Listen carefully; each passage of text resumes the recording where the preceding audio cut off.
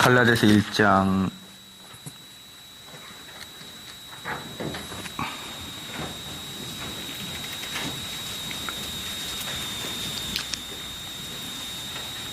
11절 말씀부터 한번 볼까요? 11절부터 오늘은 12절, 24절까지 한번 교독하겠습니다. 11절에서 24절까지. 내 형제들아, 내가 너희에게 알게 하노니 내가 전한 복음이 사람의 뜻을 따라 된 것이 아니라.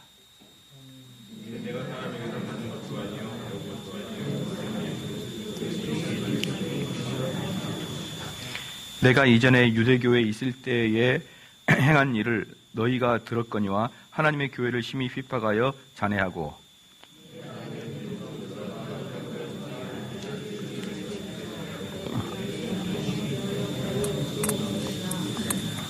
그러나 내 어머니의 태로부터 나를 택정하시고 은혜로 나를 부르시니가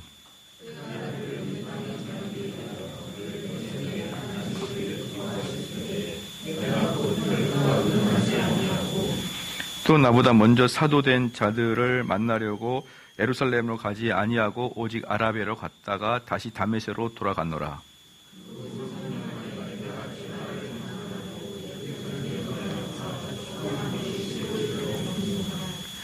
주의 형제 야고보 외에 다른 사도를 보지 못하였노라.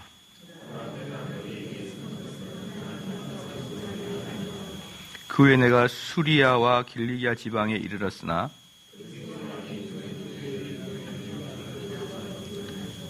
다만 우리를 핍박한 자가 전에 잔해하던 그 믿음을 지금 전한다 함을 듣고 나로 말미암아 영광을 하늘 누리라. 아멘. 이제 오늘은 그 베드로의 탈선 요소를 좀 볼게요. 베드로의 탈선. 이제 2장부터 베드로의 탈선 이야기 2장이 나오거든요. 2장 11절 한번 봐볼까요? 2장 11절. 2장 11절에 보면은 2장 11절부터 14절까지 한번 같이 교독하시겠습니다. 11절부터 14절까지. 게바 안디옥에 이르렀을 때에 책망할 일이 있기로 내가 저를 면책하였노라.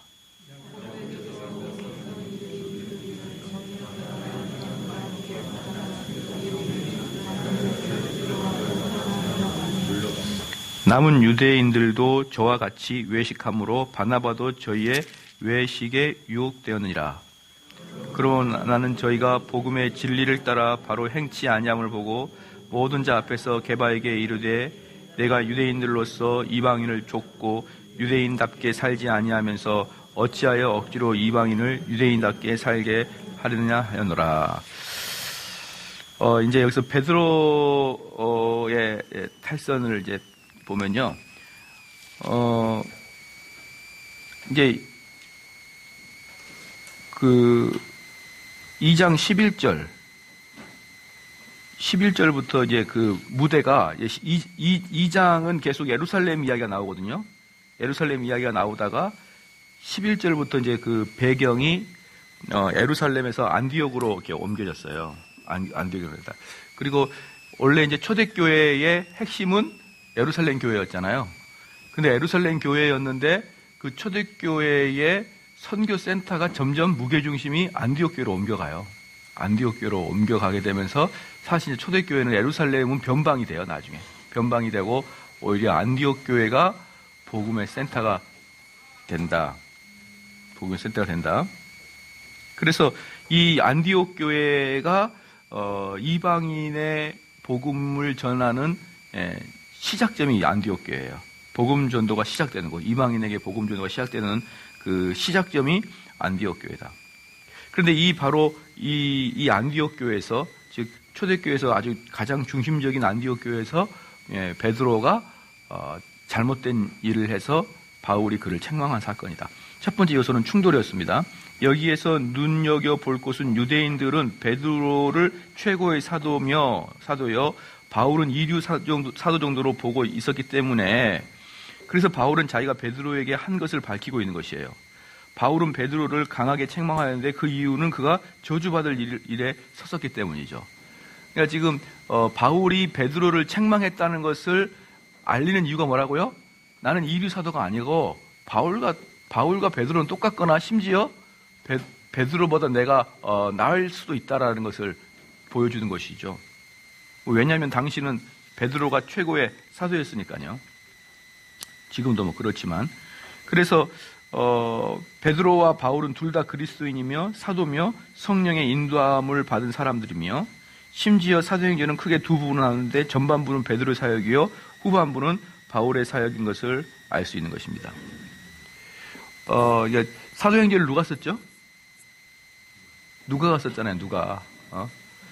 사도행전 누가가 썼는데 누가는 누구의 제자일까요? 베드로의 제자일까요? 바울의 제자일까요? 바울의 제자예요. 바울의 제자. 베드로의 제자는 아니다.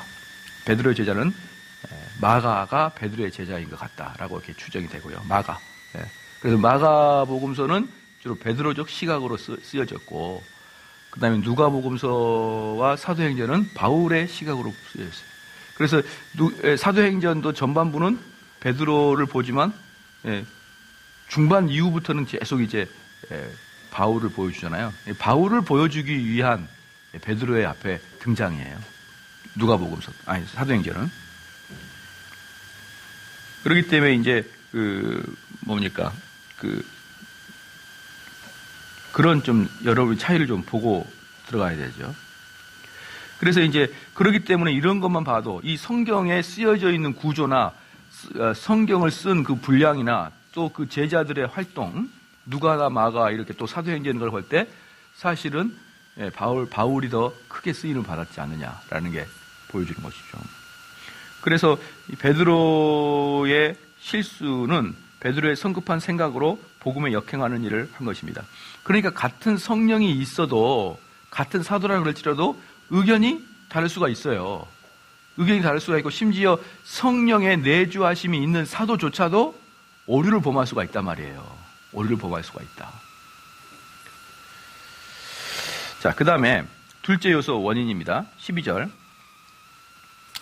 11절 통해서 보면 예루살렘 회의 후 베드로는 그곳에서 한동안 머물러 있었던 것 같습니다. 베드로는 이방인과 습관적으로 식사를 하지. 그러니까 베드로가 어디에 있었다는 것이죠? 안디옥 교회에 한동안 머물러 있었던 것 같다. 안디옥 교회에. 그래서 베드로는 이방인 안디옥 교회에 있는 사람들과 식사를 같이 했다. 베드로는 이방인과의 습관적으로 식사를 같이 하였다. 베드로가 이방인과 같이 식사를 한다는 것은 그것이 옳다는 것을 확신했기 때문이죠. 베드로도 처음에는 이방인들과 식사를 불가능한 것으로 여겼을 것인데 그 생각이 얼마나 강했던지 사도행전 10장에 환상에서 이방인과 같이 식사를 하도록 10장에 나와 있잖아요. 여러분 이걸 같이 찾을 필요가 없지 않습니까? 또 시간 가니까 다 알잖아요. 그래서 저는 거기서 재밌는 게 뭐냐면 내가 먹으라 그러는데 왜 너가 반대하냐 이렇게 그 말이 전 인상이 있어요. 그러니까 쉽게 말해서 거기 안에서 뭐냐면 왜 너가 나보다 지혜롭다고 생각하냐 이 말이에요. 너는 왜 나보다 예수님이 나보다 너가 더 지혜롭다고 생각하냐라고 책망하는 거거든요. 그렇죠? 그 많은 그 교인들 보면은 가끔 보면은 뭡니까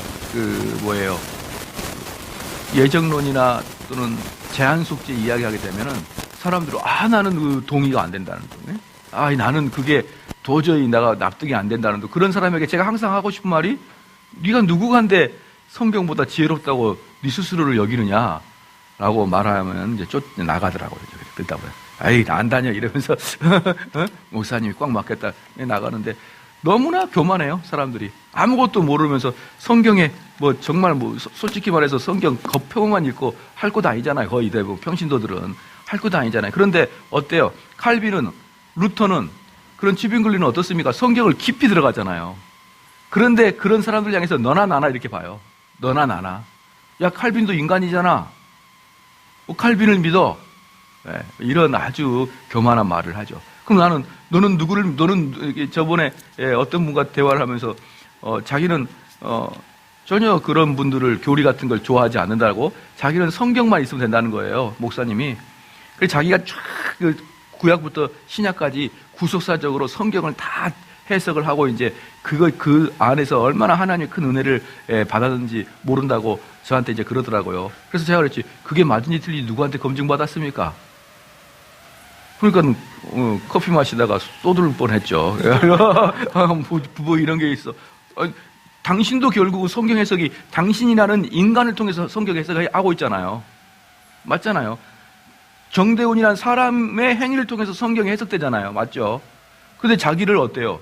무슨 칼빈과 어거스틴과 루터보다 훨씬 더 위에 두는 거예요. 나는 칼빈도 필요 없고 교리도 필요 없고 웨스트민 신앙고백서가 어떻게 만드는지 아시잖아요. 수년 동안 수백 명의 사람들이 국회의사당에 모여가지고 국책사업으로 했던 게 웨스트민 신앙고백서잖아요. 그거 정도는 가뿐히 무너뜨려요. 가뿐히. 그럼 너는 누구 당신이 성경 해석법은 도대체 누구의 근거를 따랐고 그걸 누구로부터 검증받았습니까? 라고 하면은 일반 교회에 있는 목사님이 어떻게 그걸 증명할 겁니까? 그 일반 교회 목사님이 성경 해석을 누구한테 검증받았겠냐고요. 안 그렇습니까? 내가 너 누구한테 검증받았냐 했더니 유구무원이더라. 유구무원이더라. 그렇죠. 그래서 여러분들은 항상 겸손해야 됩니다. 항상 겸손해야 돼요. 신학자들한테도 겸손해야 되고요. 목회자한테 겸손해야 되고 그분들은 나보다 기본적으로 많이 알고 있을 것이다. 그분들이 비록 틀렸어도 여러분보다는 덜 틀려요. 그걸 여러분이 알아야 돼요. 그분이 틀렸어도 여러분보다는 더 맞다. 그럼 최소한 이분만큼은 존경해야죠. 요 정도의 차이만큼은. 그냥 막 다 띄워놓고 하나님과 곧바로 직통해버려요. 그냥. 깜짝깜짝 놀랍니다. 저는. 그런 사람. 그래서 이 베드로도 자기가 틀려요. 자기가 그렇게 사도행전 10장에서 확실히 그걸 받았음에도 불구하고 잘못된 오류로 빠져가잖아요. 얼마든지 인간은 그런단 말입니다. 얼마든지 오류에 빠질 수가 있는 거예요. 그러니까 자기 잘났다고만 그렇게 하면 안 되는 겁니다. 그러면 저는 이제 베드로하고 바울의 이 논쟁에 있어서 그들이 풀어나가는 모습을 보면서 참 저는 역시 다르구나 이런 생각이 들어요. 이제 어떻게 풀어나가는지 한번 봅시다. 그래서 이제 베드로가 깨달은 것은 아무 음식이라도 먹을 수 있고 누구와도 먹을 수 있구나라는 것을 깨달은 것이, 이런 걸 깨달은 것도 엄청 어려운 거예요. 유대인들한테는요. 그만큼 유대인들에게는 이게 중요한 것입니다. 유대인들하고 같이 식사를 한다. 무슨 뜻인가요? 내가 너를 식사를 같이 한다. 이게 무슨 뜻이냐 그러면 내가 너와 동의하겠다는 뜻이에요. 너를 내가 받아들이겠다. 나는 너의 친구다. 이 뜻이에요. 그러니까 세리와 죄인들과 예수님이 식사를 하니까 바리새인들이 이해를 못하는 거예요. 어떻게 네 선생은 죄인들과 같이 식사하냐는 거예요. 그럼 너희 선생은 뭡니까? 다시 시작? 죄인과 동급이라는 뜻이에요. 그러니까 유대인들한테는 이게 여러분 안 되는 거예요. 이게. 만약에 이건 극단적인 예이지만 제가 동성애자들과 어울리면서 동성애를 동의하고 동성애 불쌍히 여깁니다. 그래놓고 설교할 수 있나요? 없지 않습니까? 그 정도의 파급 효과란 말이에요. 유대인들에게 식사를 하는 것은. 예. 할례당이 그곳에 도착하였을 때 베드로는 두려워하여 떠나 물러가매. 할례당이 누굽니까? 할례당 시작. 할례당은 기독교인이다 아니다? 할례당은 기독교인이다 아니다? 기독교인이다. 기독교인. 나 정말 우리들 왜 이렇게 내가 10번은 말한 것 같은데 여기서 할례당, 그 할례를 행하여 구원을 받는다. 이 사람은 유대주의가 아니라니까요. 이미 기독교로 개종한 사람이에요. 이미 기독교로 개종했는데 어디서 12절 한번 봐보 12절. 야고보에서 온 어떤 이들이 야고보가 누굽니까? 예수님의 친동생, 예루살렘 교회 담임 목사님. 예루살렘 교회 담임 목사님인 야고보 밑에서 교육받는 사람들의 일단의 사람들이 내려왔다고요. 그러니까 그들은 어때요? 그 안디옥 교회를 봐보십시오. 바울밖에 없어요. 근데 이 바울은 자기가 1등 사도라 그러지만 증명은 안 돼. 그냥 입으로만 자기가 1등 사도라 그래. 근데 예루살렘 교회는 뭡니까? 예수님 동생인 담임 목사님이고 수많은 사도들이 있단 말이에요. 거기에서 아주 엄격한 자들이 있었는데 그들이 할례당들이래요.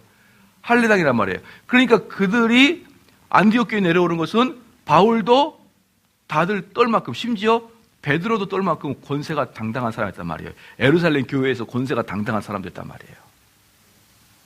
아시겠죠? 그래서 이들한테 잘못 지키면 베드로도 아주 이렇게 곤란한 지경에 빠질 수밖에 없는 그러한 사람들이었거든요. 그들이 기독교인이라는 것을 여러분들이 기본적으로 알고 있어야 됐다. 그들은 우리 예수님을 죽였던 그 바리새인과 그런 유대파가 아니다. 그것을 아는 게 여러분 갈라디아에서의 핵심 중에 하나예요.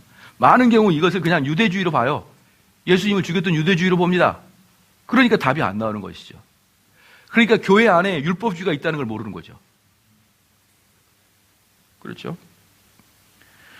그래서 그 베드로는 두려워하여 떠나 물러가매.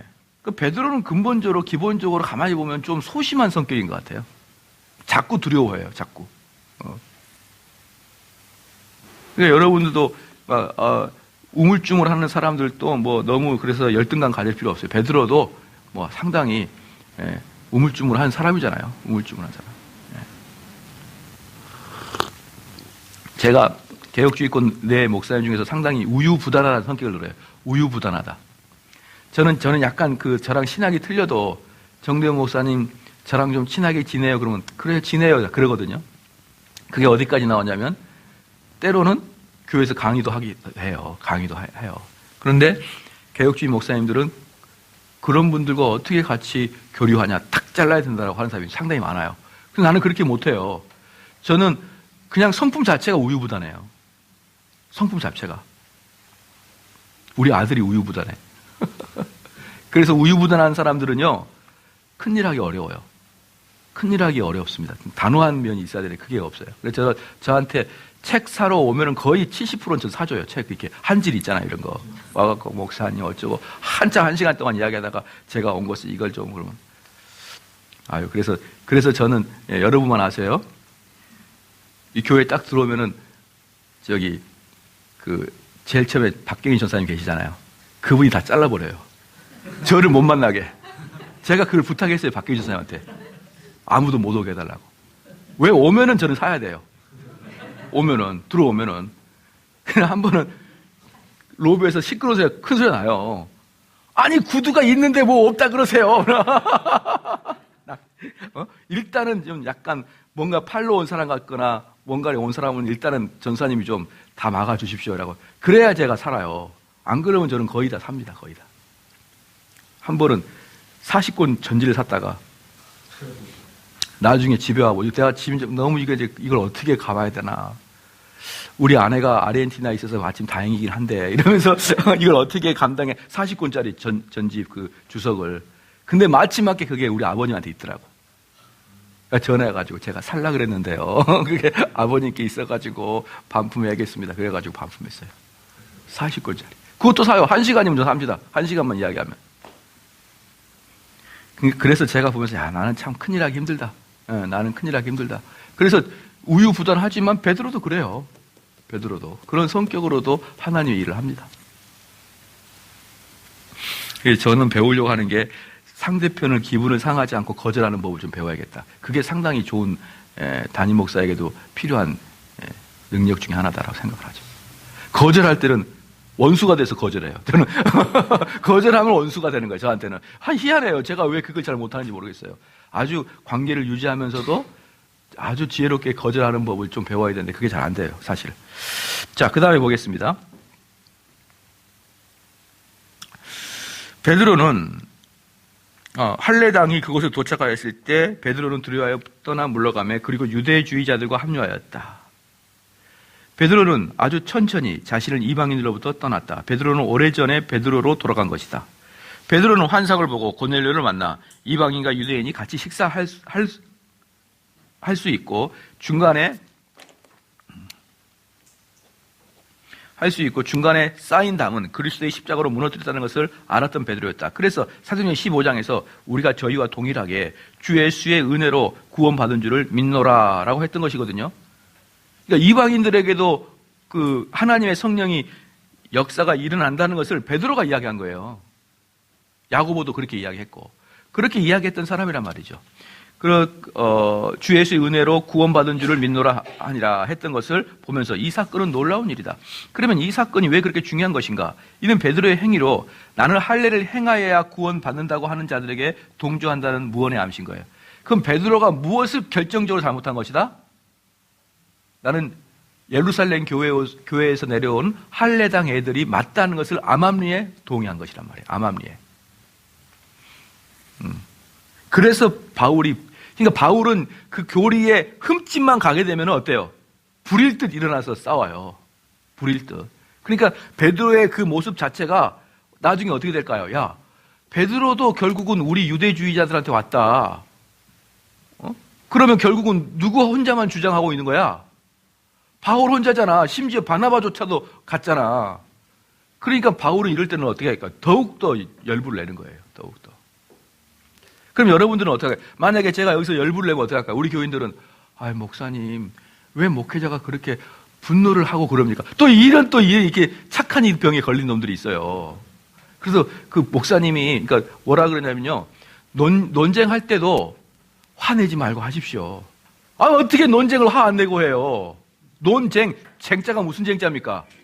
전쟁 정자예요. 싸울 쟁. 어떻게 싸울 때 하나도 화를 안 내고 싸웁니까? 웃으면서. 그건 사이코패스죠.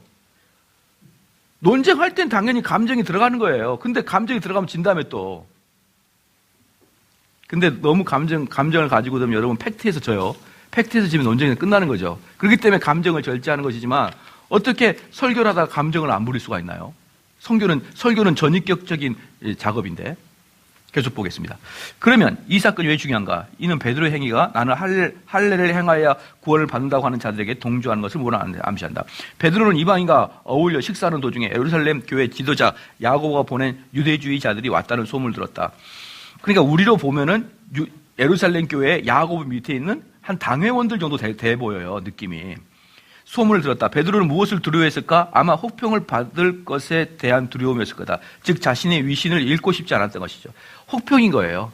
한마디로 괜히 내가 거기 있다가 안 듣는 소리 듣지 말자 이 말이에요. 베드로는 단순히 그 생각이죠. 그러나 바울이 봤을 땐 그것은 이용당할 수가 있단 말이에요. 유대주의자들한테.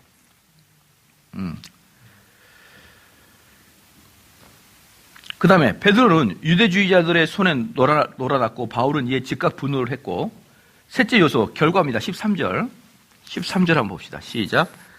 남은 유대인들도 저와 같이 외식함으로 바나바도 저희와 외식에 유혹되니라. 그렇죠. 결국 유대인은 유대인끼리 이방인은 이방인끼리 분열이 되고 만 것이에요. 결국은. 심지어 안디옥 목사인 바나바조차 그 유혹에 넘어가 버리고 말습니다.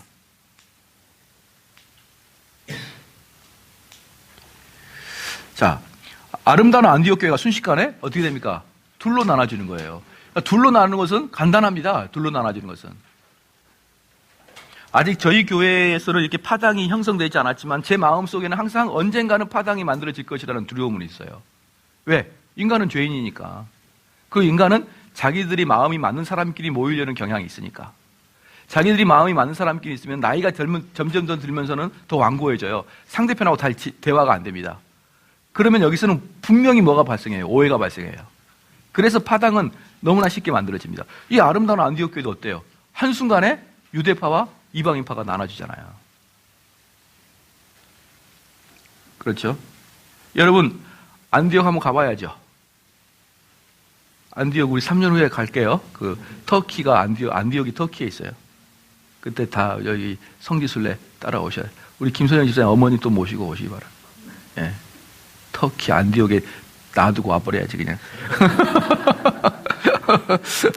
예, 그렇죠? 그래서 한쪽은 다수의 유대 출신들, 한쪽은 바울을 중심으로 한 소수의 이방인들로 나눠져 버린 겁니다. 왜 베드로가 외식했을까? 베드로는 무엇이 옳은지를 알고 있었기 때문입니다. 그러나 단지 그는 자신의 명성을 잃기 싫었던 것입니다. 유대인들은 자신이 좋은 사람인 것처럼 보이고 싶었던 것입니다. 특히 바울의 상심은 바나바를 보면서 일어났습니다. 바나바가 누구입니까? 같이 전도 여행을 한 동지이며 같이 예루살렘 회의에 참석했으며 할례당을 무찌른 사람이 아닌가. 그런 바나바조차도 베드로를 따르고 바울을 버린 것입니다. 이 일로 바울의 마음에 약간의 금이 간 것 같고 이후에 조카 마가의 일 때문에 바나바와 바울은 크게 싸우는 것이죠. 이 조카 마가가 마가복음을 쓴 거예요. 그렇죠. 그래서 이 마가라는 요한이거든요. 이 조카가. 이 조카는 친 바울은 아니겠죠. 네. 왜 마가 너 오지 마라고 했잖아요. 바울이. 그렇기 때문에 이 마가는 바나바의 조카이면서 베드로를 좋아합니다. 베드로의 제자가 돼요. 베드로의 제자. 그런데 나중에 제가 이분들이 참 좋다. 나 이런 분이 좋다라는 생각이 뭐냐면 나중에 바울 말년에 뭐라고 그래요? 마가 좀 데리고 와라. 내가 걔가 보고 싶다 이러잖아요. 이거죠. 그러니까 저희 교회 뿐만 아니라 이 인간들이 보면은요, 한번 찍으면은 회복이 안 돼요. 교회 인간들은 어떻게 된 게? 왜 그럴까요? 왜? 뭐 여러분들이 무슨 해병됩니까? 한병 해병은 영원한 해병이게? 한번 찍으면 둘이가 친구가 안 돼요. 친구가. 아니 나한테 해코지라고 나한테 잘못해도 다시 친구가 돼야 되죠. 그게 그리스도인이잖아요. 근데 자기가 뭔데 자기한테 기분 나쁘게 했다고 끝까지 안 봅니까? 저는 그런 사람들 보면 정말 아우지 탄광에 다 보내야 된다고 생각해요. 아우지 탄광에. 거기서 개척하고 살라고. 왜 좋은 한국에 있으면서 그렇게 교회를 무너뜨리려고 그러냐고요. 그래서 저는 바울도 그렇고 여기서 베드로도 다음에 회개하거든요. 공개적으로 바울에게 책망을 받았는데 이런 모습들이 있어야 되지 않느냐는 거예요. 이런 모습들이. 바울은 아무리 마가가 가면 안 된다고 얘기해도 말년에는 걔가 나한테 큰 기쁨이다라고 이야기를 하잖아요. 어떻게 기쁨인 거예요? 봐보세요. 마가가 나중에 복음 전도를 잘한다는 소리를 들었거든요. 그럼 제가 한번 볼까요? 제가 만약에 여기 청년을 이놈은 안 될 놈이야. 이놈은 안 될 놈이야. 그랬는데 제가 나이 은퇴될 때쯤 보니까 이놈이 잘 된 거예요. 복음 전파 잘합니다. 신앙생활 잘합니다. 그러면 내가 잘못했다. 누가 그렇게 합니까? 이놈이 안 될 놈이야. 그럼 끝까지 이놈은 안 돼야 돼요. 그래야 내가 틀린 게 아니에요. 내 판단이 맞은 거예요. 그런데 내가 이놈이 아주 못될 놈이라 생각했는데 복음 전파 잘하는 걸 보니까 내가 그때 좀 잘못 생각했구나. 내가 이 녀석이 그렇게 잘한다는 걸 보니까 참 내가 기쁨이구나. 이렇게 말하는 바울의 인격을 봐시란 말이에요. 그리고 이렇게 미움을 받고 마가는 오지 마 이렇게 이야기했는데 바울이 마가를 사랑할 만큼 또 마가도 분명히 바울을 존경했을 거예요. 이러한 것들이 교회에서 나타나야 되죠. 왜 그렇게 한 번 등 돌리면 영원한 등이냐? 무슨 자기가 무슨 예수님이냐고? 왜 판단하고 이렇게 딱 잘라버리냐고요? 자기도 죄 많이 졌으면서. 자기도 죄 많이 졌으면서. 그렇게 하지 않길 바랍니다. 따라합시다. 나는 항상 틀린다. 네, 그래, 그걸 여러분의 인생의 좌표로 삼아요. 집 대문 밖에 딱 세워놔, 이렇게. 나는 오늘 또 틀릴 것이다. 그러면 어떻게 되면 자기를 주장하지 않는 거죠. 언제나 틀리니까. 자, 봅시다. 그러니까 베드로가 외식한 이유가 뭡니까? 베드로가 외식했다는 뜻이 뭐예요? 바울이 맞다고 생각은 그렇지만 행동은 어때요? 괜히 구설수에 올라가기 싫으니까 다른 행동을 했기 때문에 외식이라고 표현한 것이에요. 외식이라. 결론은 훌륭한 목사도 실수할 수 있다는 것이에요. 훌륭한 목사도 실수할 수 있으니까 여러분들이 목사님을 그렇게 봐주기도 하지만 목사 자신도 어때요? 내가 틀릴 수 있다는 것을 항상 열어놔야죠. 여러분들은 말할 것도 없고 항상 오류가 있을 수가 있다는 것을 인정을 해야 되고 우리는 베드로로부터 배울 수 있다. 우리는 베드로로부터 배울 수 있다.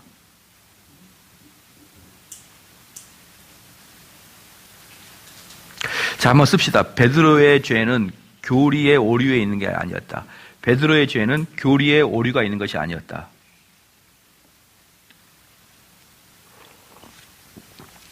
베드로의 죄는 교리의 오류가 있는 것이 아니었다. 그의 문제는 교리에 순종하지 않았던 것이다. 그의 문제는 교리에 순종하지 않았던 것이다.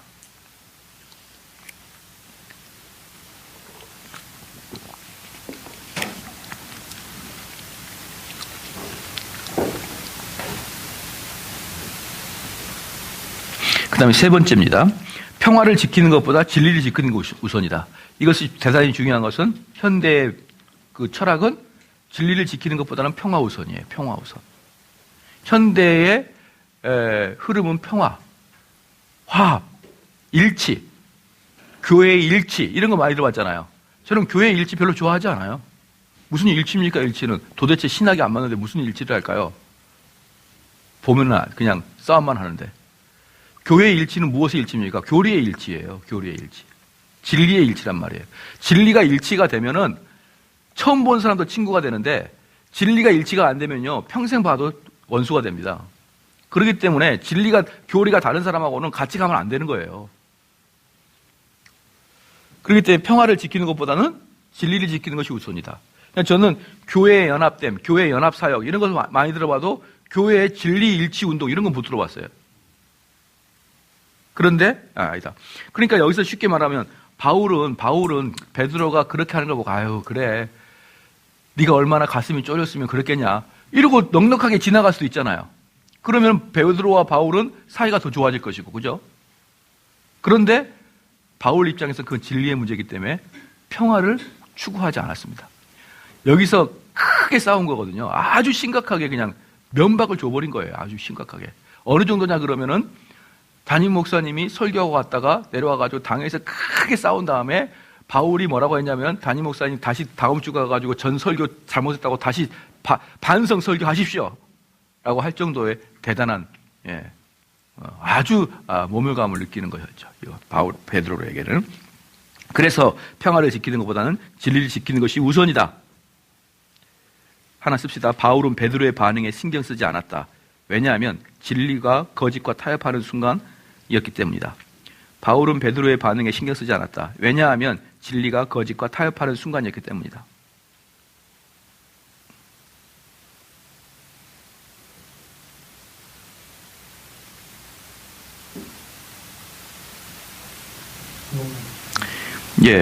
바울은 베드로의 반응에 신경 쓰지 않았다. 왜냐하면 진리가 거짓과 타협하는 순간이었기 때문이다.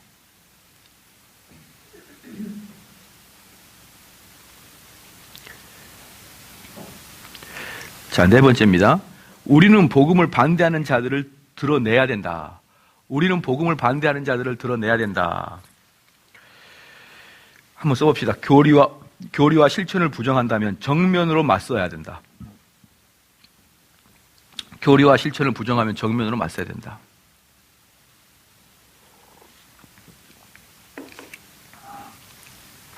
그러니까 제 글을 이제 어떤 분이 재밌어요. 요즘은 인터넷 시대니까 뭐 세계 각국으로도 그 사람들이 또 글을 보고 그러더라고요. 보니까 인터넷 시대니까. 근데 어떤 분에게 제 글이 갔어요. 제 글이 가는데 이제 그분이 저를 아는 분이거든요. 그래서 목사님 글이 자기가 아는 사람으로부터 글이 왔어요. 나한테 카톡이 온 거예요. 근데 그분은 남아공에서 그 박사학위를 받고 있는 분이거든요. 남아공이 여러분이 잘 모르겠지만 신학하신 분들에게는 남아공이 잘 가는 곳이에요. 왜냐하면 남아공의 백인 지역에는 영국 사람들이 가서 세운 신학교가 있거든요. 그래서 영국 신학이랑 똑같아요. 남아공에 있는 신학교가. 근데 거기는 뭐가 좋냐면 공짜거든요. 신학교는. 그러니까 가난한 자들의 개혁주의자들이 거기 가요. 그래서 주로 보면은 남아공 출신들의 신학자들이 한국 교회의 교수들도 많이 있고, 제일 쳐주는 건 미국 신학교지만 미국 신학교 비싸잖아요. 아무래도. 그러니까 남아공 신학 출신인데 거기 박사과정 밟은 사람이 이제 석사인지 모르겠지만 하여튼 그분이 제 글을 캡처해가지고 그분한테 보냈어요. 자기 아는 사람이라고. 근데 둘이는 이 사람이 나를 아는지 모르죠. 그래서 보내가지고 이제 이 사람이 신기하다고 해서 나한테 보냈어요. 목사님, 글이 저한테 왔네요. 남아공에서 보고 왔네요. 그래가는데 재밌는 게 뭐냐면 제가 이제 어떤 글을 그 교리적인 부분을 비판하는 글을 썼거든요. 그러니까 이제 그분의 그 댓글까지 다 갖고 왔더라고. 댓글 밑에. 그 남아공에 있는 사람이 글을 올렸는데 그 글 댓글 막 써놨어요. 그 댓글 밑에 뭐라고 썼냐면 한국 목사들은 비판만 하는데 열중한다라고 써놓은 거야. 한국 목사는 비판만 하는데 열중한다고 쓰는 거예요.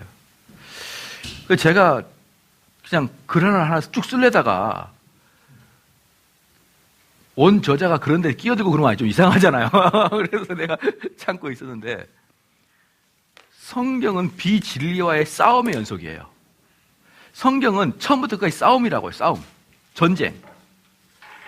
그러면 남을 헐뜯는 싸움이 아닌 진리와 비진리의 전쟁은 여러분이 항상 어때야 돼요? 싸울 태세를 갖추고 있어야 되는 거예요. 누군가가 교리적으로 잘못된 교리를 딱 이야기하는 순간 여러분 노라고 빡 이야기해버려야 돼요. 틀렸습니다, 그건. 여러분이 이 교회에서 정확하게 두 가지를 갖고 있어야 돼요. 첫 번째는 뭐냐면 우리 교인이 비진리의 비교리적인 이야기를 하거나 교리적으로 틀린 이야기를 하거나 둘째, 그 사람이 엄연하게 죄를 짓고 있는 모습이 보이면 여러분은 그들과 대적해 싸워야 돼요. 근데 어떻게 대적을 해야 되느냐? 여러분이 직접 싸우는 게 아니라 당회에게 신고해서 당회 장로님과 같이 가서 그를 권면해야 돼요. 알겠죠? 뭐 하지 말고, 아유, 넘어가자. 그러지 말고. 저 사람이 아직 예정론을 이해를 못했구나. 내가 좀 아직 넘어가자. 정말 신앙의 초보 때는 그럴 수 있죠. 근데 어느 순간에 그 사람이 좀 이렇게 목소리 높은데 나는 예정론에 동의가 안 돼. 그러면 여러분 어떻게 되냐고요? 이미 싸울 태세를 갖추는 게 개혁주의자예요. 메이첸이 분명히 그렇게 얘기했습니다. 개혁주의자의 요소 중에 하나가 비진리가 나타났을 때는 언제든지 싸울 태세를 갖추는 사람이 뭐예요? 개혁주의자라 그랬어. 그러니까 자기는 개혁주의자인데 비진리가 있을 때 그 비진리랑 싸울 태세를 갖추지 않는 자를 개혁주의자랑 안 봤다고요. 그리고 개혁주의자는 필히 뭐가 되는 거예요? 어쩔 수 없이 운명적으로 싸움닭이 될 수밖에 없는 거예요. 왜? 거의 대부분의 사람들은 틀리게 이해할 거니까. 그럼 거의 대부분의 사람들과의 전쟁이에요. 만인과의 전쟁을 선포하는 거예요, 여러분들은. 그러니까 가는 곳마다 찔러대고 싸우니까 여러분이 뭐가 돼요? 나중에 싸움닭이 되는 거예요. 싸움닭이. 그것을 여러분이 두려워하지 마라. 여러분이 평화를 지키기 위해서 진리를 포기하지 마라. 진리를 지키기 위해서 뭘 포기하라? 평화를 포기하라. 그게 지금 이 베드로와 바울 사건에서 보여주고 있는 것입니다. 잘 아시겠죠? 네, 잘 아시겠다. 갈라디아서 이제 2장 14절 21절입니다. 14절부터 이제 21절까지 한번 읽겠습니다. 자, 이제 우리 11절부터 13절까지는 좀 이해가 되셨죠? 14절부터 21절까지 한번 읽겠습니다. 교독으로. 그러므로 나는 저희가 복음의 진리를 따라 바로 행하지 아니함을 보고 모든 자 앞에서 게바에게 이르되 네가 유대인으로서 이방인을 쫓고 유대인답게 살지 아니하면서 어찌하여 억지로 이방인을 유대인답게 살게 하려 하였느냐.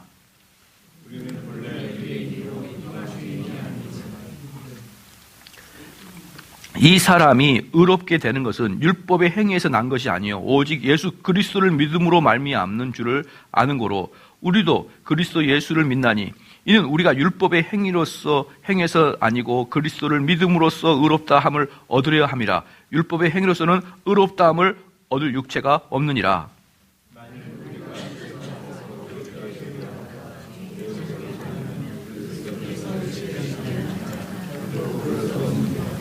만일 내가 헐었던 것을 다시 세우면 내가 나를 범법한 자로 만드는 것이라.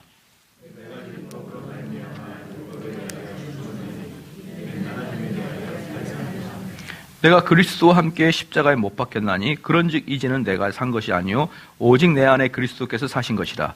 이제 내가 육체 가운데 사는 것은 나를 사랑하사 나를 위하여 자기 몸을 버리신 하나님의 아들을 믿는 믿음 안에서 사는 것이라.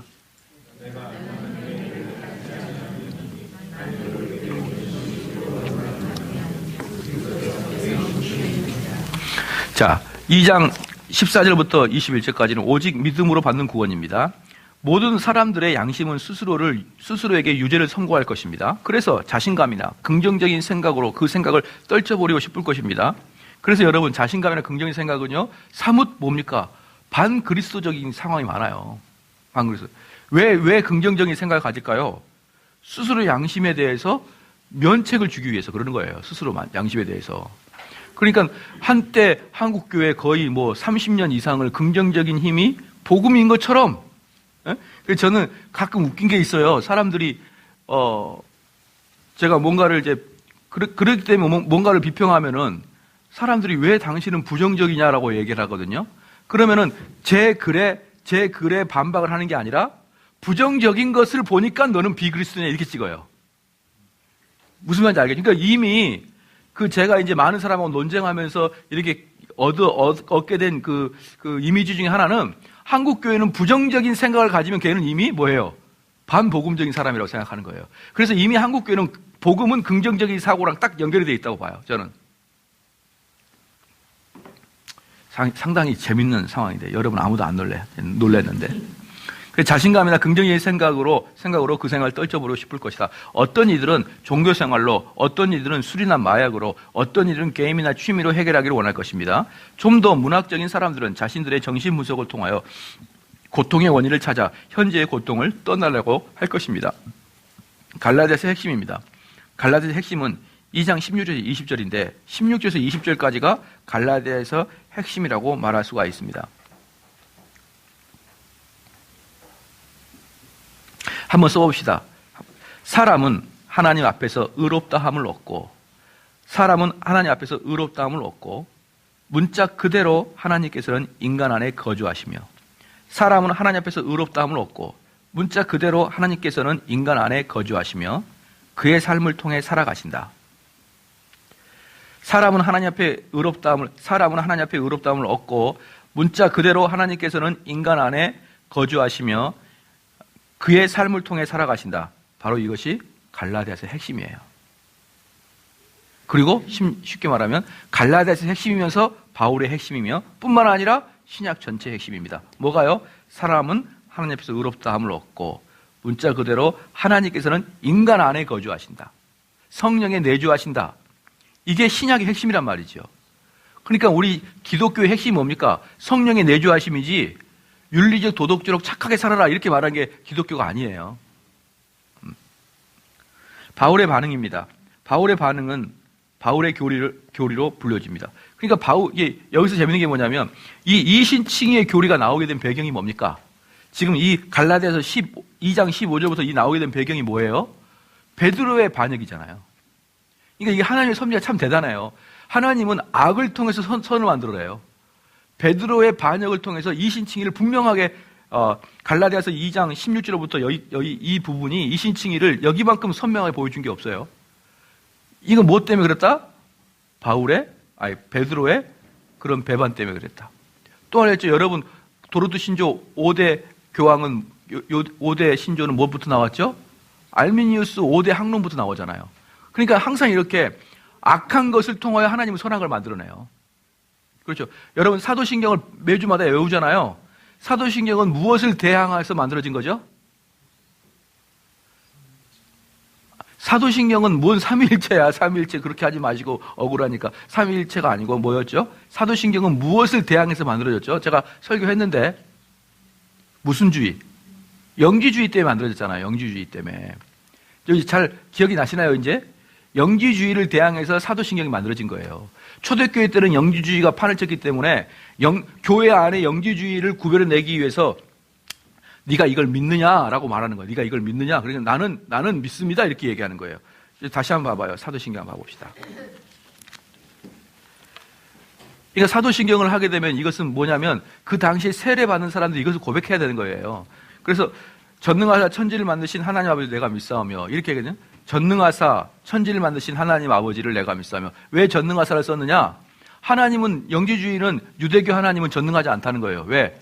전능하면은 이렇게 세상을 죄로 오염되고 비합리적으로 만들어낼 수 있느냐 이 말이에요. 그 분명히 여호와 하나님은 뭐 할 것이다? 전능하지 않을 것이다. 그러니까 전능하사 천지를 만드신 그런 만약에 그 신이, 여러분 영지주의는 뭐냐거든요. 영지주의는 육은 악합니까 선합니까? 육은 악해요. 그 다음에 영은 선한 것입니다. 여러분 이거 알잖아요. 우리 강소영 집사님 이번에 어떻게 유럽 여행 한번 가셨어야죠. 이번에 가고 싶지 않았었나요? 유럽 여행 가고 싶었죠. 근데 왜 안 갔죠? 네. 마음속으로는 유럽 여행 가고 싶어요. 마음속으로 유럽 여행 가고 싶어요. 근데 육체적으로는 어때요? 얘들도 있고 돈도 부족하고 시간도 없고 그렇잖아요. 마음은 가고 싶은데 육체적으로는 못 가게 하잖아요. 그러니까 영지주의는 뭐라고 하냐면 이 육체는 영혼의 감옥이라 그래요. 나는 하고 싶어. 근데 내 육체 환경이 그걸 허락을 안 해줘. 그래서 못 가는 거야. 100번이고 유럽 여행 가고 싶었잖아요. 그렇잖아요. 네. 그러니까 다음에 이제 한 3년 후에 이제 또 터키 가자 이렇게 하는데 그때도 못 가고 뻔해. 왜? 얘들이 셋이랑 졸랑졸랑해서 여기다가 맡길 거예요. 얘네 다 커야 돼. 그러니까 우리 강수영 집사는 60이나 돼야 이제 자유몸을 찾는 거예요. 육체 이미 제가 강수영 집사 계속 그래요. 어차피 너는 망가졌으니까 애를 더 낳아라. 더 5명, 6명 낳아가지고 아예 너 인생 없다. 이렇게 이야기할 정도로. 여성의 인생 어때요? 얘 셋 키우면 어때요? 이미 50대 가버려요. 50대까지. 그냥 쭉 아무것도 못하고. 어디 여행도 못 가요. 자, 그렇잖아요. 그렇기 때문에 이 육은 악하고 영은 선하다 그러거든요. 영은 선해요. 아마 택선 형제도 그럴걸요. 제가 결혼하면 부모님 모실게요. 근데 마누라가 허락을 안 하면 어떡할 거야? 허락 안 해주면 어떡할 거냐고. 그러니까 영은 선한 걸 생각해요. 근데 육이 안 따라준단 말이에요. 그렇기 때문에 그 영지주의는 육은 악하고 영은 선하다 그러거든요. 근데 이 육이 악한데 그 선하신 하나님이 이 세상을 물체로 만들어요? 말이 됩니까? 안 됩니까? 이 물체로 만든 것은 선한 게 아니라니까요. 이 물체는, 이 육덩어리는. 그래서 사물도 선하지 않고 우리 인간의 육체도 선하지 않는 거예요. 근데 선하신 하나님이 이 육체를 만들어요? 말이 됩니까? 안 됩니까? 영지주의로서 말이 안 되죠. 그러니까 사도신경 봐봐요. 전능하사 천지를 만드신 하나님을 내가 믿사오니 어때요? 천지를 만드셨다고 하죠. 천지를 만드셨다고. 이게 다 들어가 있어요. 그래서 예수 그리스도는 그럼 육체를 가지고 예수님이 이 땅에 태어나면 됩니까? 안 됩니까? 안 되죠. 그래서 그들은 예수님이 육체를 갖고 태어난 게 아니라 우리가 말하는 홀로그램처럼 계셨는데 진짜인지 모르는 거야, 우리가. 그분이 원래 이렇게 육체가 없고 홀로그램처럼 있었는데 우린 그를 육체로 본 거예요. 육체로 아는 거예요. 영지주의자들이. 도저히 예수님은, 그렇게 선하신 예수님은 육체일 리가 없다. 육체일 리가 없다. 왜? 육체는 죄덩어리니까. 근데 그 예수님이 육체를 갖고 태어났다고. 그러니까 뭐라고 합니까? 그 외아들 우리 주 예수 그리스도 믿사오니 그는 뭐예요? 성령의 잉태, 동정녀 만에서 났다. 역사적 사실로 태어났다라는 걸 보여주는 거예요. 육체로 태어났다. 그 다음에 본디오 빌라도의 고난을 받았다. 이건 뭐냐면 역사적 구체적 사건을 기록하면서 예수님이 이 땅에서 구체적으로 살아갔다는 것을 증명하는 거예요. 정대훈 목사는 1998년 감옥에 한번 갔다 왔다. 그때는 노태우 대통령이 있을 때 감옥에 갔다 왔다. 그때 판사는 누구였다. 이렇게 구체적으로 이야기하잖아요. 그것처럼 뭡니까? 본디오 빌라도에게 고난을 받았다는 것은 구체성, 역사성을 증명하겠다는 거예요. 즉 예수님은 이 땅에 역사적으로 존재했다는 것이죠. 영지주의란 어땠다? 그냥 영적으로 홀로그램처럼만 존재했다 그랬는데 여기서는 역사적으로 존재한다. 그리고 아니 예수님이 육인데 어떻게 십자가에 죽어요? 어떻게 영이 죽습니까? 그러니까 뭐라고 그래요? 십자가에 못 박혀 죽으시고. 그렇죠. 그 다음에 장사니 사흘 만에 죽은 다시 살아나시며 하늘에 오르사 전능하신 하나님 옆에 계셨다가. 이게 전부 다 뭡니까? 전부 다 영지주의가 하는 말을 하나하나 반대해서 쓴 글이에요. 이게 영지주의가 이야기한 것을 한 문장 한 문장 반대해서 쓴 글이 사도신경이에요. 그랬더니 이 사도신경이 나오게 된 것은 악한 영지주의 때 나온 거잖아요. 그러니까 하나님의 역사는 항상 이렇다니까요. 악을 통하여 선을 만드신, 악을 통하여 선을 이루신 분이 하나님이시란 말이에요. 그러니까 여러분들이 아무리 악한 짓을 해도 그걸 다시 모아서 하나님은 선한 짓을 하죠. 여러분들은 어떻습니까? 그럼 나도 선한 일에 일조를 했구나? 천만의 말씀이에요. 벌받아 마땅하고 여러분을 죽여서 이제 선한 것을 만들어내는 것이죠.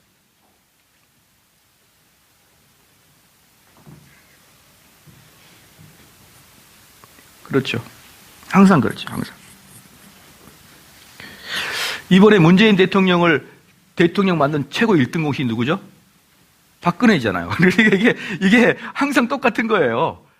이게 다 똑같아요. 그래서 어떻게 보면 가장 큰 적 같죠.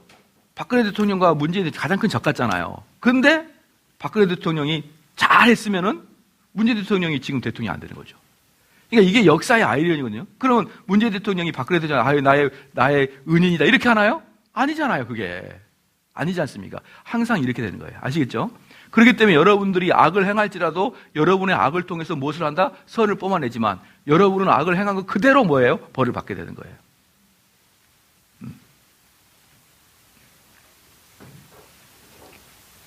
노무현 대통령을 대통령 만든 제일 결정적인 했던 사람이 누구죠?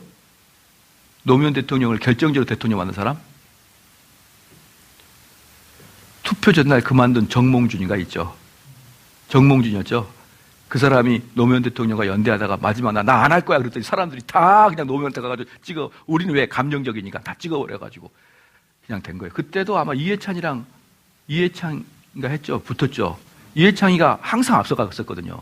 근데 막판에 하루 만에 뒤져보진 게 뭐냐면 정몽준이가 나 연대 안 할 거야 깨버리니까 감정적인 사람이 불쌍해서 찍어가지고 불쌍하게 다 찍어. 그게 뭡니까? 우리가 예상하지 못한 하나님의 섭리다 말이 그런 게. 네. 그렇다고 해서 노무현 대통령이 정몽준이 너야말로 나의 은인이다 안 하잖아요. 그렇게 하지 않는다. 자, 봅시다. 자, 그 다음에 바울의 반응은 방금 저기 사람은 하나님 앞에서 의롭다함을 얻고 문자 그대로 하나님께서는 인간 안에 거주하시며 그의 삶을 통해 살아가신다. 이게 여러분 머릿속에 확 기세요. 이게 바로 성도의 삶이다. 성도의 삶. 여러분의 성령에 내주하시는 게 성도의 삶이다. 그 다음에 바울의 반응과 바울의 교리가 나타나는데 14절에 그러므로 한번 읽읍시다. 시작. 2장 14절 시작.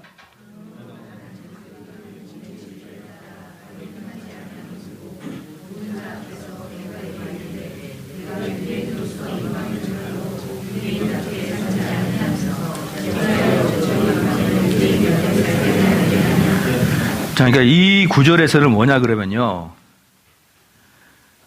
베드로 당신이 구원을 얻기 위해서 율법을 필연적으로 지켜야 된다고 하지 않지 않았느냐. 사도행전 10장에서 그리고 사도행전 15장에서도 결정을 그렇게 내리지 않았었느냐. 그런데 너의 행위는 필연적으로 다시 뭘 할 수밖에 없다? 필연적으로 다시 유대인들화 시킬 수밖에 없다. 필연적으로 구원을 유대인의 방식대로 하는 것이 일종의 구원의 방식이구나라고 할 수밖에 없게 만든다는 것이에요. 할 수밖에 없게 만든다. 여러분 이거 아주 중요한 어휘 중에 하나가 뭐냐면 선한 의도의 뭐라 그러나요? 신드립이라 그러나요? 신드립이나 컴플렉스라 그러나? 그런 게 있어요. 이런 용어가 있는데 이게 뭐냐면 내가 지금 선한 의도를 가지고 있으면 괜찮다는 거야. 내가 지금 선한 의도를 갖고 있으면. 예를 들어서 이 사람이 참 보니까 불쌍해요. 고학을 하면서 어릴 때부터 어렵게 살아가지고 대학 다니면서 알바 해가지고 공부하는데 불쌍해. 그러니까 제가 이 친구가 불쌍해가지고 어때요? 교회에서 이 친구에게 장학금을 주는 거예요. 장학금을 줬는데 장학금이 계속 커. 매년마다 주는 거예요. 근데 우리는 교회 입장에서는 큰 선을 행하는 거잖아요. 큰 선대를 하잖아. 근데 이 친구가 그걸 받고 어떻게 됩니까? 이거 계속 교회에서 돈을 주는 걸 보니까 어떻게 해서든지 내가 더 타야겠다. 이런 마음을 만약에 먹었다. 그래서 계속적으로 불쌍한 척 하면서 계속 그러는데 이 사람이 나중에 좋은 직장을 하고 좋은 장가를 가서 떵떵거리고 살면 돈을 못 받으니까 어떻게 되는 거예요? 계속 그 삶을 유지해 나가는 거야. 별로 좋지 않은 삶을. 좋은 직장을 들어갈 수 있는 노력도 안 하고 그냥 나태해져 살아가는 거예요. 그러면은 우리 교회에서는 선한 의도로 얘를 도왔지만 얘 인생은 교회가 원한 선한 의도로 된 게 아니고 전혀 의도하지 않는 방향으로 흘러가고 있잖아요. 이걸 선한 의도 신드림이라 그래요. 그러니까 주는 사람은 선한 의도지만 그 결과는 선한 의도대로 되지 않는다는 게 선한 의도 신드림이라고요. 거의 대부분 많이 그래요. 여러분 인디언들을 인디언들을 미국 사람들이 어떻게 학대시키냐면요. 지금 현재 인디언들은 미국 백인들이 많이 죽였잖아요. 그러니까 지금 그 백인들이 그들에 대한 죄를 느끼고 인디언 지역을 따로 만들어 놨어요. 그래서 거기서 이제 우리로 말하면 민속촌 같은데요. 거기서 살면은 국가에서 그들에게 넉넉한 돈을 줍니다. 넉넉한 돈을 줘요. 네. 거기서 살면 넉넉한 돈을 줘요. 그랬더니 거기 전부 다 알코올 중독자가 되는 거야. 알코올 중독자가. 일 하나도 안 해도 돈이 나오거든요. 맨날 알코올 중독. 그러니까 걔네들 돈을 주면 어때는 거예요? 인디언들을 그냥 말살시켜버리는 거예요. 안 죽여도. 아시겠죠? 또 하나, 우리가 한국교회 목사님들이 한 20년 전에 한참 중국으로 달려갔거든요. 중국 어디로 갑니까? 연변 자치구로 가요. 그럼 거기에 보면 정말 못 사는 사람들이 있거든요. 못 사는 사람들이 있는데 너무 불쌍해요. 거기다가 오토바이 한 대 그냥 퀵 서비스 할 때 쓰는 오토바이 있잖아요. 그거 한 대 딱 내주면은 그냥 교회가 난리예요. 왜? 거기 목사님들이 신방을 못 가. 너무 땅이 넓은데 차도 없으니까. 그냥 목사님들이 가가지고 오토바이 한 대씩 이렇게 딱 선물해줘. 오토바이 뭐 몇 푼 되나요? 뭐 그거? 한국 교회가 하면은 한 교회 하나 해주죠. 자, 그게 소문났어요. 뭐 합니까? 지금은 현재 조선자치구 교회가 멸망 상태입니다. 멸제 상태. 왜 그럴까요? 다 한국으로 다 나와버렸어요. 젊은이들 다 한국으로 오고 목사도 한국으로 와가지고 조선적 자치지구가 없어져 버렸어요. 거의. 제가 거기 갔더니만 한국교회 목사님들에 대한 원망이 너무나 커요. 근데 한국교회 목사님 뭐합니까? 그들이 불쌍해서 용돈 좀 줬어요. 그 용돈을 받고 보니까 그때만 해도 지금은 중국서 대학을 나온 사람의 초봉이 월급이 한 6, 70만 원 하거든요. 김선희 선생님 그런 거 되나요? 6, 70만 원 해요. 지금 우리나라 한 200 되나요? 기업체 들어가게 되면? 그러니까 우리보다 훨씬 적죠. 근데 그때는 얼마냐? 20만 원이었어요. 20만 원. 얼마 한 10년 전에 20만 원 보통 직장인들이 20만 원 받는데 우리 교회 목사님들이 가가지고 불쌍하다 10만 원 탁 줘버려요. 그럼 여러분 월급의 반을 어떤 미국 사람이 딱 줬다고 생각해요. 올 때마다. 우리에겐 큰 돈이 아니거든요. 딱 주면은요. 걔네들은 뭘 하냐. 노동의 의지를 상실해버려요. 그래서 자치구가 무너져버려요. 결국. 흔합니다. 캄보디아에 갔더니 캄보디아의 월급이 지금 우리나라 돈으로 30만 원 받거든요. 한 300달러 받아요. 걔네들이. 250, 300달러 받아요. 걔네들이 한국에 7년차 노동하러 옵니다. 7년 비자 받고. 걔네들은 한국이 꿈의 동네입니다. 꿈의 동네. 그 우리나라에 와가지고 택시기사 하거나 또 저기 노동 현장에서 일하게 되면은 캄보디아로 말하면 정주영처럼 들어가는 거예요. 정주영처럼. 들어가가지고 집 짓고 차 사고 떵떵거리고 그리고 딱 직장에 가려니까 20만 원 주는 거예요.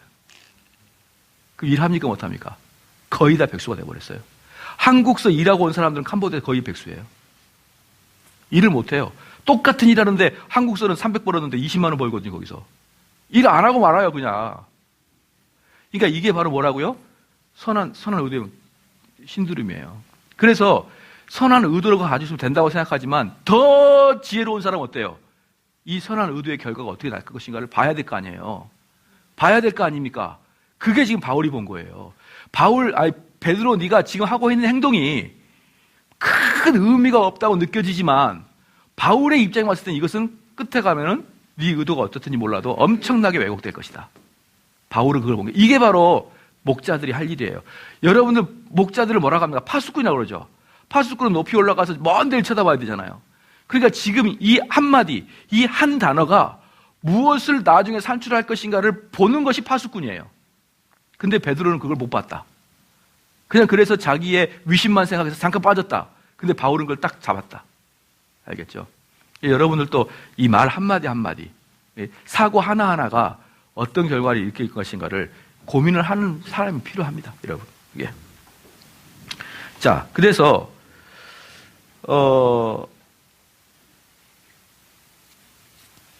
자, 하나만 씁시다. 바울이 화를 낸 이유는 저들이 진리를 따라 행하지 않음을 보았기 때문이다. 바울이 화낸 이유는 저들이 진리를 따라 행하지 않음을 보았기 때문이다.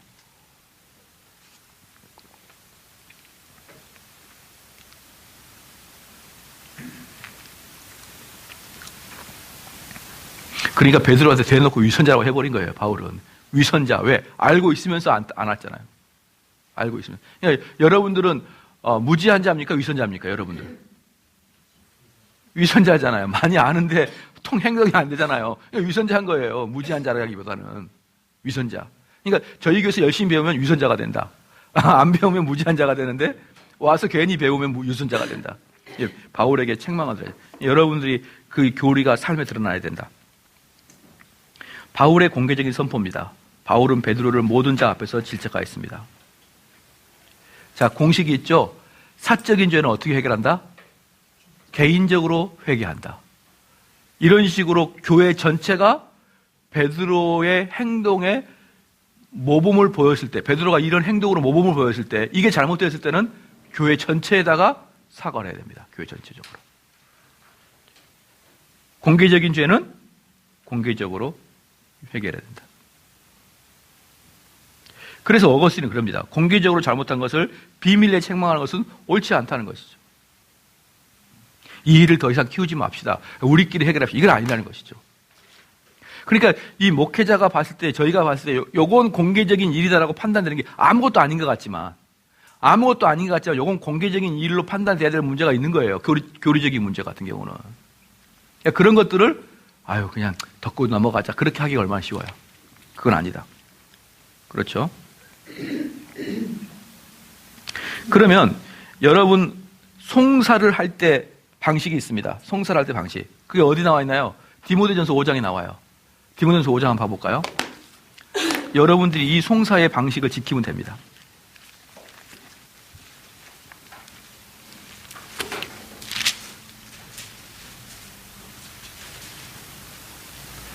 자, 5장 1절. 5장 1절. 늙은이를 꾸짖지 말고 권하되 아비에게 하듯하며 젊은이를 형제에게 하듯하고 무조건 나이 든 사람이나 윗사람에게는 말 조심해라. 거기부터 저 틀린 것 같은데요. 뭐 동의가 안 되는데 이렇게 속된 말로 버릇없이 이야기하지 말고 그를 아버지처럼 존경하면서 진실되게 이야기를 하라. 대놓고 면박 주지 말고. 그러니까 쉽게 말하면 5장 1절은 뭐냐? 일단 입조심부터 하자. 함부로 입 열고 말하지 말라. 동의하시죠? 그 다음에 19절. 장로에 대한 송사는 두세 증인이 없으면 받지 말 것이다. 장로가 누굽니까? 장로와 목사가 포함되어 있거든요. 근데 이 목사는 교회 안에서 목사의 적대적인 세력이 있을까요? 없을까요? 있죠. 그렇기 때문에 특별히 목회자나 장로에게 송사할 때는 두세 증인이 있지 않고 한 사람이 그랬다. 여기서 보면은 두세 증인이거든요. 두세 증인. 이것은 증거물이 확실해야 된다. 증거물이. 그랬던 것 같더라. 같더라. 막 그러면은 안 된다는 거예요. 증인은 확실한 게 있어요. 왜? 하나님은 누구를 지키십니까? 하나님은 주의 종을 지키셔요. 근데 마귀는 주의 종을 무너뜨리려고 그런단 말이에요. 그럼 그 교회 안에, 그 사회 안에 참된 주의 종을 무너뜨리려고 하는 사람들이 있을 수 있잖아요. 그 사람이 이래더라, 카더라 통신해가지고 인터넷 띄워가지고 망가뜨릴 수 있지 않습니까? 그것을 성경에서는 일체 허용하지 않습니다. 그 사람들, 교회 지도자를 송사할 때는 무조건 두세 명은 유대인들을 남자를 말하죠. 이 두세 명이라는 것은 뭐냐면 여자는 안 돼요. 여자는. 지금은 아니지만 그때 당시에 여자는 안 되고 남자여야만 되는 이유가 뭐냐면요. 그때 당시는 남자가 합리적이고 확실한 걸 가지고 있었기 때문에. 여자들은 감정적이고 추론적이었기 때문에 여자를 빼는 거예요. 그래서 두세 증인은 뭡니까? 지금 무슨 말 하는 거예요? 감정적으로 그 사람을 송사하지 말고 분명한 증거와 근거를 가지고 와서 두세 사람 이상이 알고 있고 검증되는 것을 가져와서 송사를 시작하라는 거예요. 그 송사를 누구한테 시작하는 겁니까? 당회로 가서 시작을 하라는 거예요. 당회로 가서. 되셨죠? 그래서 제가 이제 이런 걸 보면서 참 이제 뭐가 느껴지냐면 이 교회에서 목사님들이 훅 가는 경우가 있거든요. 한참 가다가 훅 떨어져 버리고 뭐 여러 가지 스캔도 떨어지는데 정말 저는 그 목사의 입장에서 그 가운데 서가지고 이게 진짜인지 가짜인지 너무 고민이 돼요. 이게 진짜 이 목사가 더러운 짓을 했는지 아니면은 진짜 어떤 놈들이 해악을 하는지 여러분 판단하는 거 너무 어렵습니다. 저는 거의 대부분 유보예요, 유보. 여러분 신문을 나오면 이런 나쁜 목사가 있나 그러죠? 전 다 유보예요. 유보. 판단하지 않습니다. 판단 못해요, 여러분. 아마 우리 집사님이 제가 마음에 안 들어가지고 저 인간을 어떻게 무너뜨릴까 생각하다가 제가 지나가다가 집사님 안녕하세요 그러면 성추행하는 목사 해가지고 갔는데 어깨를 툭 치고 저는 그날로 끝이에요. 그러면 일파만파해가지고 온갖 추측과 상상해가지고 그것만 했겠냐 막 이러면서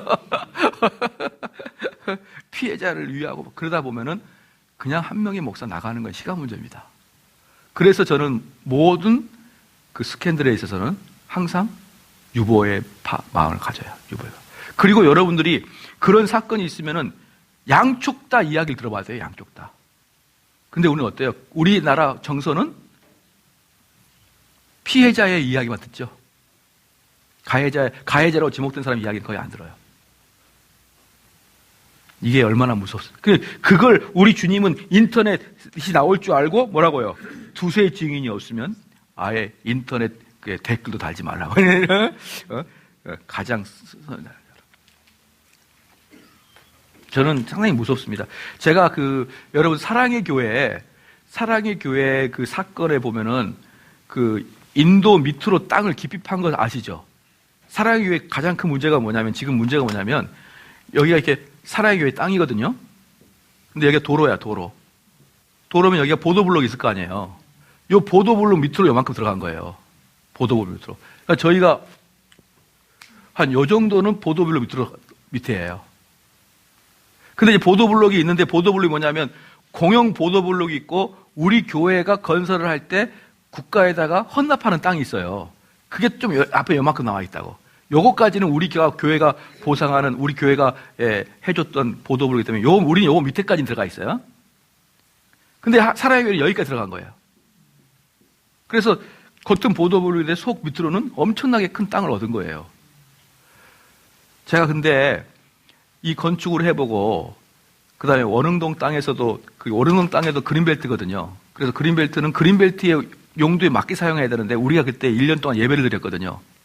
그래서 우리가 구청에다가 사정해서 1년 동안 예배를 드리게 허락을 받고 드렸어요. 근데 이 공사가 1년 6개월이가 더 넘어간 거예요. 그래서 더 해야 돼. 그럴 때 우리가 구청에서 얼마나 시달리는지 아세요? 뭐 벌금을, 매덕을 때리겠다 와라 가라 해가지고 왔다 갔다 했죠. 와라 가라 하면. 그때 제가 느낀 게 뭐냐면, 한국 공무원 절대 만만하지 않다. 어떠한 법을 어겨도요, 공무원들은 절대 통과 안 시켜줍니다. 왜? 통과시키면 지 밖으로 잘리니까. 제발 우리가 복음이고 복금이고 간에 필요 없어. 그건 너희들이고 절대 안 해줘요.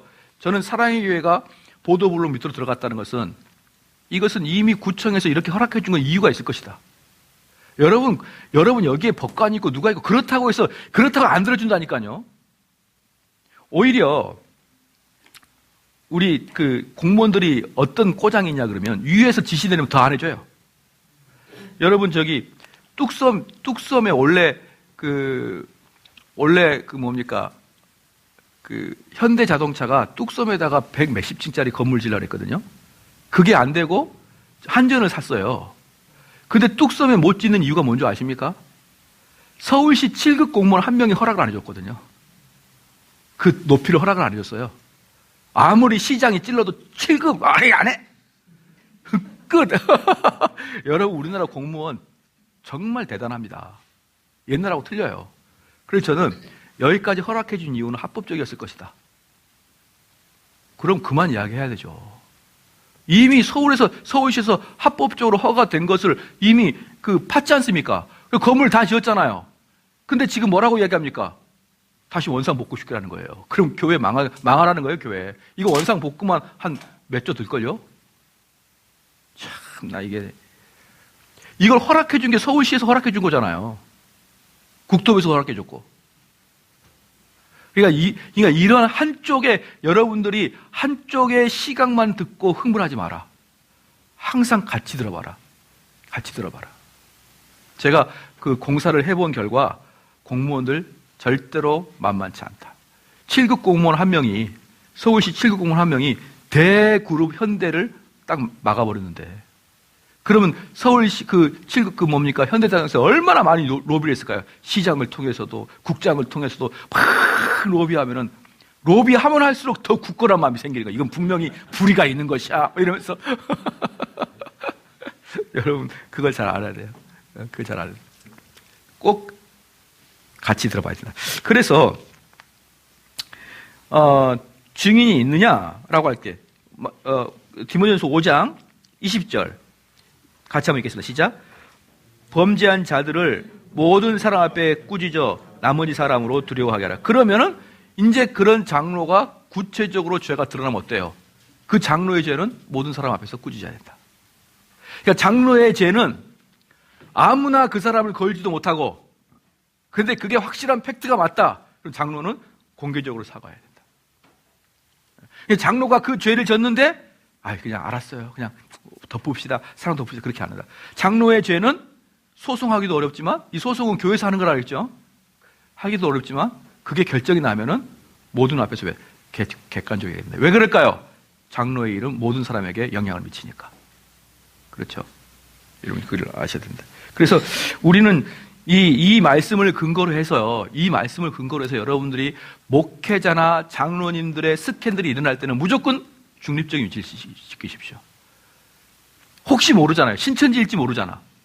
혹시 모르잖아. 그 사람을 목사님이 설교를 평상시에 마음에 들지 않았던 성도일지 모르잖아요. 그러면 가치의 중립을 지켜야죠. 그냥 그 매스컴에 따라서 왔다 갔다 하지 마시란 말이에요. 왔다 갔다 하지 마시라. 요번에 김광석 보셨죠? 김광석 영화 보신 분 손들어 보세요. 김광석 영화 보신 분 손들어 보신 말에 나 혼자 봤어요. 딱 며칠 상영했거든요. 며칠. 김광석 영화 한 달에 볼까? 그러니까 내일 마지막이래. 몇 명 보지도 않았어요. 그거 보면 진짜 살인. 내가 딱 그거 보고 이 여자는 살인자다 딱 했어요. 근데 요즘 다시 신문 보니까 많은 의사들이 자살했을 확률이 대단히 많다라고 얘기해요. 저는 완전히 그걸 김광석이 영화 보면은 완전히 타살이에요. 근데 지금의 의사들은 그게 자살 흔적이라는 거야. 그러니까 이제 처음에 그거 보고 와가지고 우리 아내한테 딱 아내 어깨 붙자면서 타살이더만? 이러니까 타살이야, 타살. 지금은 손 내렸어요. 이게 절대로 양측의 이야기 들어봐야 된다. 양측의 이야기 들어보면 마음이 달라져요. 여러분이 꼭 그 마음을 가져야 됩니다. 특별히 누구를? 교회 장로를 송사할 때는 소문에 판단하지 말고 명백한 팩트를 가지고 명백한 자료를 가지고 할 때만 비로소 이 사건이 진짜구나라고 깨달아야 되지. 우리나라를 망가뜨린 게 뭡니까? 아니 땐 굴뚝이 연기나라 그거예요. 소문 안 들어놓고 아니 땐 굴뚝이 연기나라 그래버리면 끝나는 거예요. 잠깐만 쉬었다 가겠습니다.